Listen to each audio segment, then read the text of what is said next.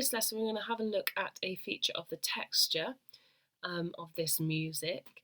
We're not going to cover all the bits of texture that we find in this piece, just this one part today. So the texture of this piece is mostly polyphonic, with some fugal elements, and there's our new word we're going to have a look at today, is fugue. Let's just remind ourselves what polyphonic means again, or polyphony. It means many sounds, so you've got all these different melody lines weaving in and out of each other. Okay, so it could be one instrument playing one instrument is playing one melody, another instrument is playing another melody, and they're playing it at the same time. Creates a polyphonic texture. So a fugue, though, is a style of music popular with Baroque composers, and Bach loved to write them. He wrote 24, one for each major and minor key of the scale. And a fugue's main features are polyphonic texture and imitation of a subject, of a theme. Okay, so a fugue is a style which is in a polyphonic texture. And this piece isn't like a whole fugue. Like I'll show you some fugues in a moment, but it's got some features of a fugue. It's got polyphonic texture and it's got the imitation of a subject.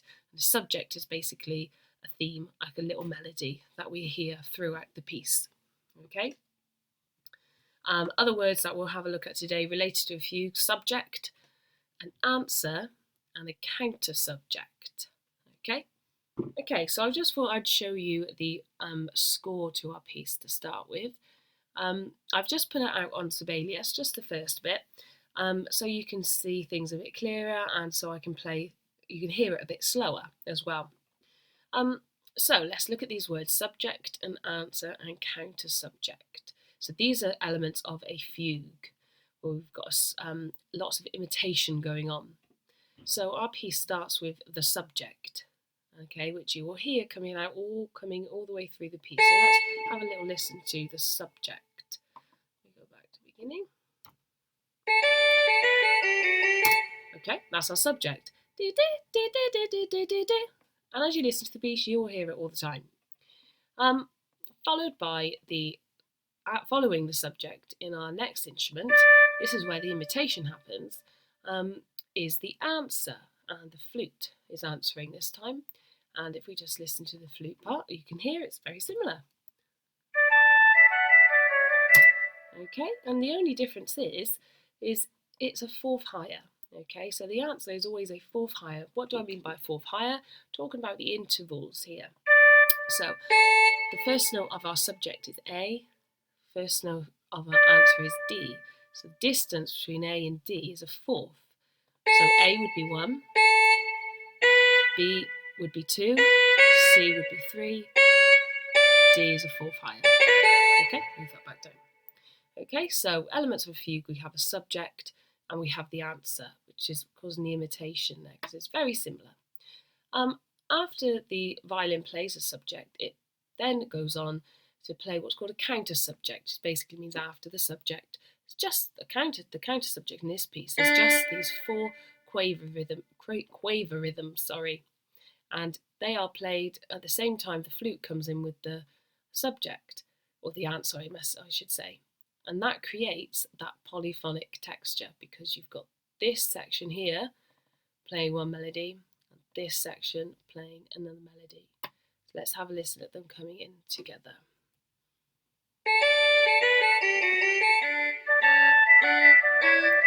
Okay, and that creates a bit of a polyphonic texture. The first 2 bars are monophonic, because only the violin is playing by himself. Let's have a listen further. So after that, they go on to continue playing these triplet rhythms that we hear.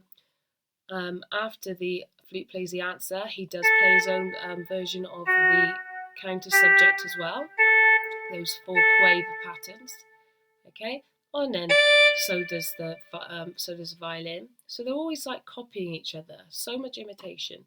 Let's have a listen through, and then we see the harpsichord is about to come in with the subject a little bit later, a few bars after, with the same subject, answer, counter subject. Let's have a listen. Subject. subject.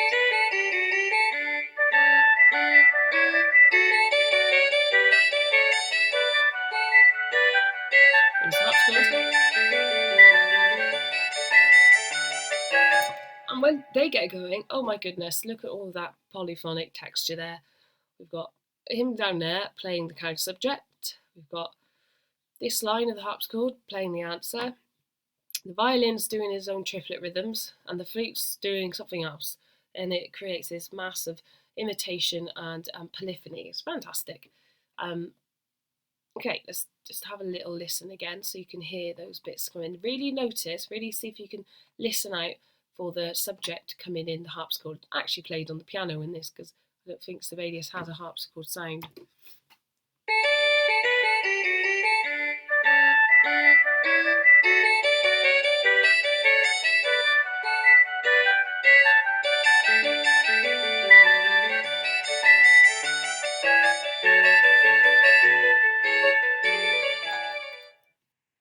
Okay, so just before we go back to Bach, or just back to Bach, I just want to show you another example of Bach.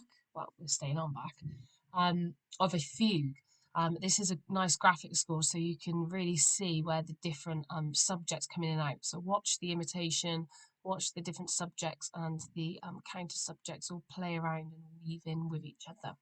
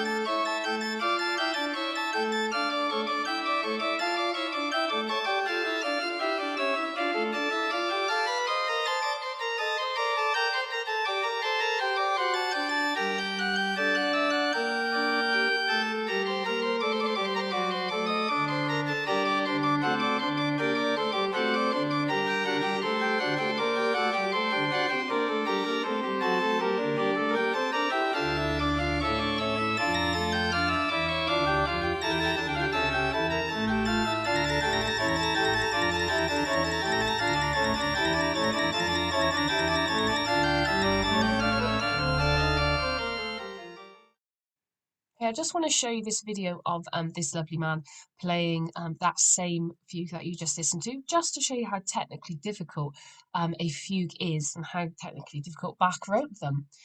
He's playing it on the organ, and you'll see his two hands play the subject for the first 3 times and continue playing in polyphony with each other, and then his feet come in with the subject for the 4th time. And so he's got 4 different lines he's playing by himself with just his 2 hands and his feet. So have a little look.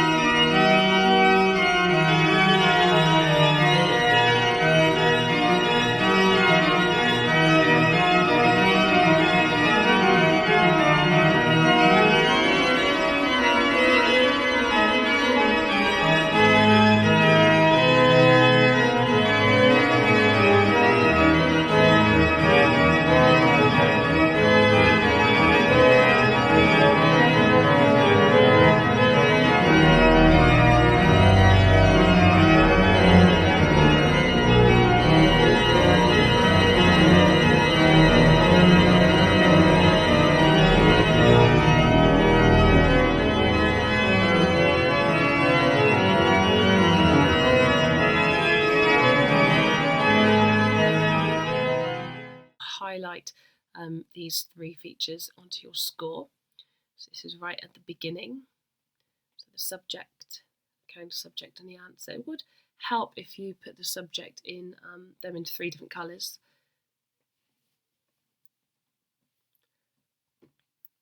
Okay, now have a go at highlighting where subject, answer, counter subject come in the harpsichord part. And then I would like you to go through your A section and carry on highlighting where the subject comes in. Okay, every time you see the subject, highlight.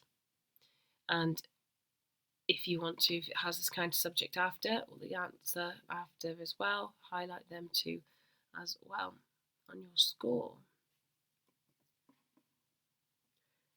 Okay, next we're just going to have a little look at the B section. Just having a look at the subject. So find the B section in bar 79, at bar 79, and have a little listen to the melody, the tune in the B section. See what you recognise.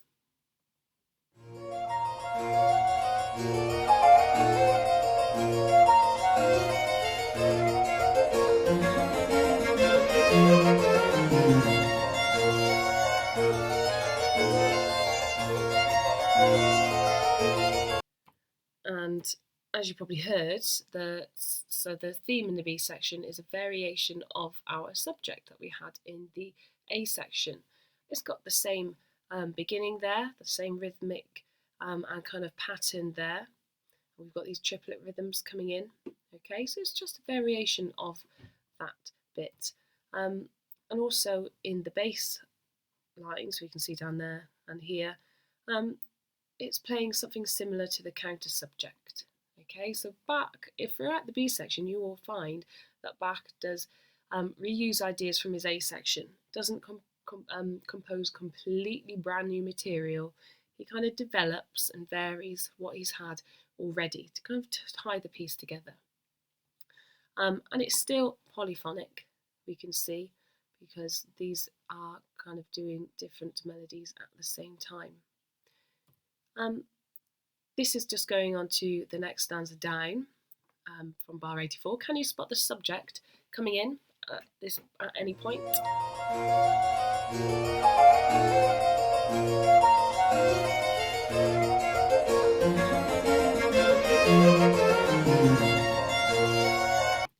There he is there, played on the piano strings. And as you listen to the B section, now if you actually look for your score, you will find that Bach does keep dropping the subject, although in a minor key, he does keep dropping it in throughout the B section, okay, all the time. And the B section is still made up of the same rhythmic patterns as well. So see if you can now continue highlighting the subject, finding it within the B section. Okay, once you've done that, here's your knowledge organiser. You can copy in the information which you find in the red table, well, the table with red around the outside.